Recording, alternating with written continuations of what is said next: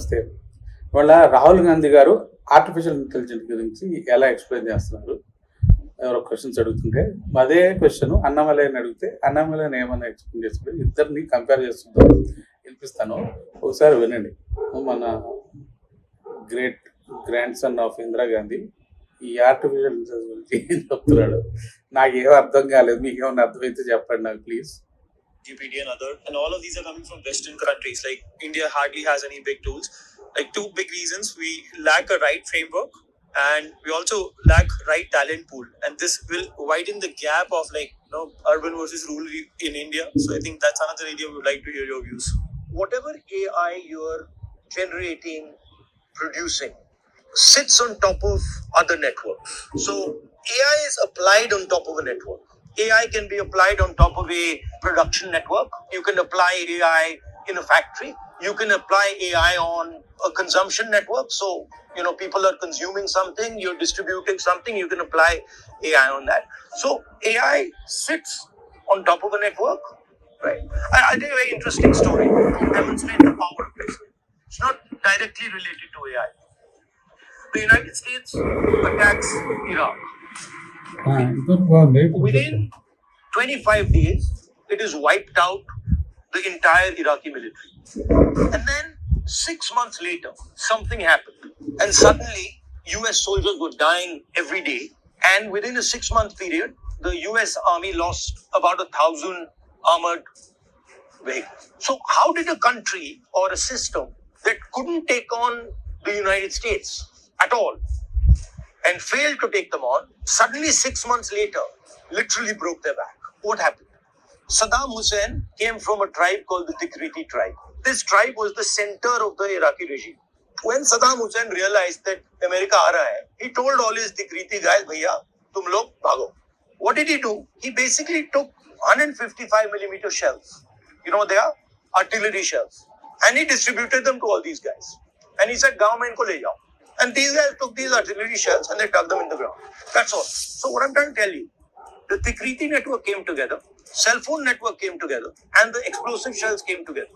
3 networks that were disconnected came together. And they literally obliterated the superpower in Iraq. So the game is about bringing unconnected networks together. Now, what is the biggest problem in India? Our biggest networks are not connected at all. So you guys are a tiny network. You're 1% of the country. Very small network. You're not connected to anything else. I mean, if you really want to bring India's power to bear, then you have to think about these things. Networks are energy, right? The moment you bring them together, it doesn't become 1 + 1 + 1. It becomes exponential. It just goes. If you use that framework, you can see that that's a very powerful framework in politics. It's a very powerful framework in business. Samajwadi Party network joined with Congress network. Earlier that network artificial intelligence సంబంధం lined up together. Now, the problem is in India is that pretty much all the conversations that we're having of development, etc., exclude 90% of our population. Meaning the really powerful network is sitting outside. So what is the role of technology and IT? Is to apply your understanding and knowledge on those networks. But right now what the game is taking place is you're in 1% or not able to apply the stuff in the large 90% of India. And then these networks are not only physical networks, right? So there are caste networks in India. There are business networks in India. There are agricultural networks in India. So that to me is an interesting way to think about it. Vision of 80, adding to Asha's question and what you have mentioned. ఏమన్నా అర్థమైందా sir మీకు? Artificial intelligence చెప్పరా బాబు అంటే Samajwadi party Congress networks రెండు ఒకటైతే ఏదో జరుగుతుంది అంటాడు. ఏమన్నా అర్థం ఉందా? ఇదే క్వశ్చన్ ఏ క్వశ్చన్ అడిగినా అదే చదువుతాడు.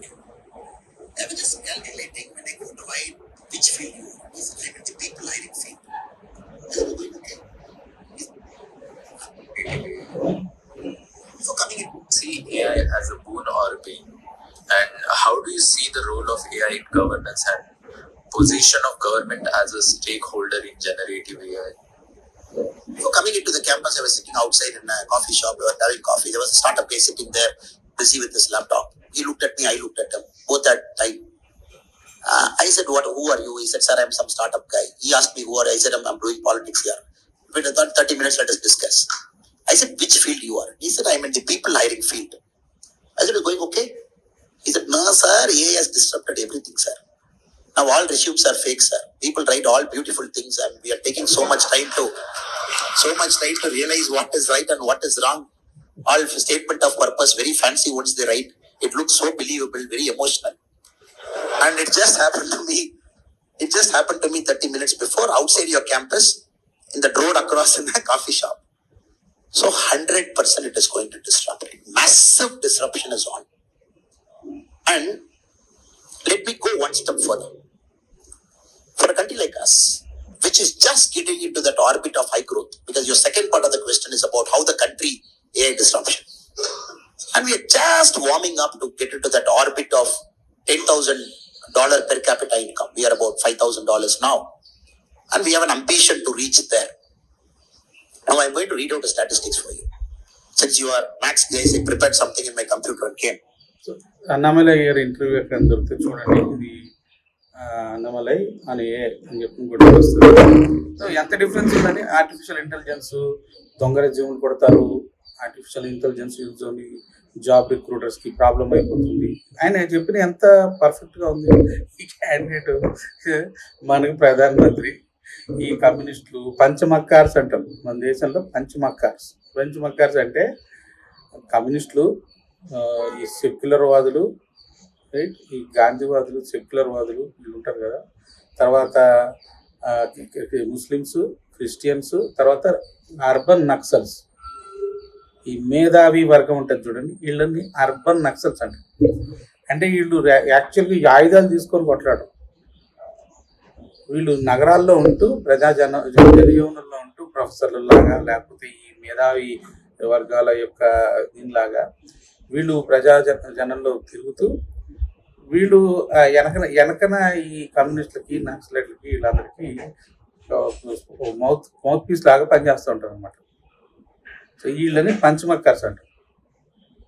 వీళ్ళందరూ కలిసి ఈ రాహుల్ గాంధీకి ఓటేయాలని చెబుతారు. మన దేశంలో అది, మన దేశం ఏం చేయాలని ఉంది వీళ్ళకి, ఎట్లాంటి మంచి కావాలి, వెళ్ళిపోదనుకుంటా ఒక దద్దమ్మని ఎన్నుకుంటే వాళ్ళు ఇష్టం వచ్చినట్టు రాజ్యం వెళ్ళి, వాళ్ళు ఇష్టం వచ్చినట్టు దేశాన్ని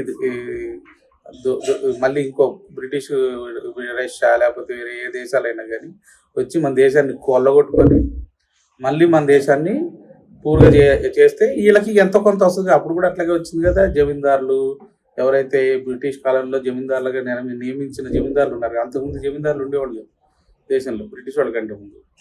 ఈ జమీందారులు ఎప్పుడు తయారయ్యారు? ఈ భూములు ట్యాక్సులు కలెక్ట్ చేయడానికి కోసమని ఒక జమీందారుని తయారు చేసేవాడు బ్రిటిష్ వాడు. ఆ వ్యవస్థ అనేది అంతకుముందు జమీందారు వ్యవస్థ ఉండేది కాదు. ఎవరు దున్నుకుంటే వాళ్ళదే ఉండేది భూమి. వాళ్ళు ఓన్ చేసేవాళ్ళు కాదు, జస్ట్ దున్నేసి వచ్చిన పంటలో ఇంతని రాజ్యానికి ఇచ్చేవాళ్ళు, అంతేగాని జమీను ఈ గొడులకి వీటికి దానం చేసినవి ఉంటాయి కానీ రాజులు, మిగతా ల్యాండ్ అంతా ఓన్ బై కింగ్. అట్లా ఉంటుంది ఇండియాలో. ఈ బ్రిటిష్ వాళ్ళు వచ్చిన తర్వాత ఇట్లా చేశారు. ఇప్పుడు ఇట్లాంటి వాళ్ళు అందరికీ ఇటువంటి దద్దమ్మల్ని ఎన్నుకొని మన దేశాన్ని కూలగొట్టుకోవడానికి వేరే దేశాలకి, శక్తులకి అవకాశం కల్పించే ఈ కొహనా మేధావులు ఉంటారు కదా, వీళ్ళు ఎంతో కొంత మళ్ళీ 10% తీసుకొని మిగతా 90% వాళ్ళకి దోచిపెడతారు అనమాట. అది వాళ్ళు చెయ్యాలనుకుంటుంది అదే.